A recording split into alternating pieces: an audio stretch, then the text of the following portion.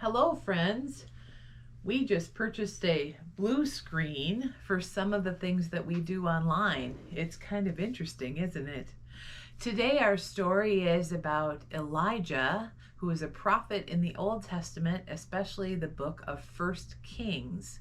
And I'm going to read the story from, not the Spark Story Bible like I usually do, but the Spark House Bible, which is the New Revised Standard Version. The Lord said to Elijah, "Go out and stand on the mountain before the Lord, for the Lord is about to pass by." Now there was a great wind, so strong that it was splitting mountains and breaking rocks in pieces before the Lord. But the Lord was not in the wind. And after the wind, an earthquake. But the Lord was not in the earthquake. And after the earthquake, a fire. But the Lord was not in the fire. Then after the fire, a sound of sheer silence.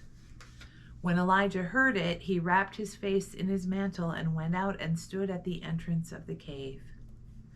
There's a lot more to the story, but today we're talking about silence and stillness, and those things are hard for many of us, especially me, I think. But there's an exercise that we can do, and that is to set a timer, or have our parents set a timer for 2 minutes, and to try to be quiet, silent, and still before God. Some people would use this as prayer time, to use those 2 minutes to talk to God in silent prayer. Some people would use those 2 minutes just to breathe and focus on breathing in and out and in and out, just to be quiet before the Lord. Now you're probably wondering, why do we need to be quiet before God? Can't God hear us even when it's noisy on earth? And the answer is absolutely. The problem is never about God being able to hear us. It's about us being able to hear God. And sometimes all the noise that's around us makes it hard to hear God.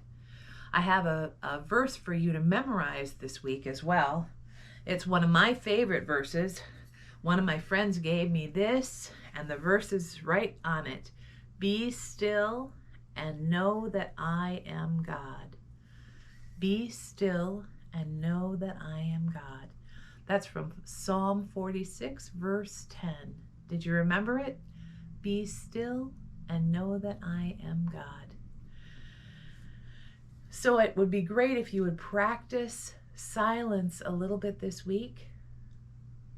Set a timer and try to do 2 minutes of silence, and you can do that as prayer time for God, or just being in the stillness and quiet and listening for what God has to say to you, because we're never too young for God to talk to us.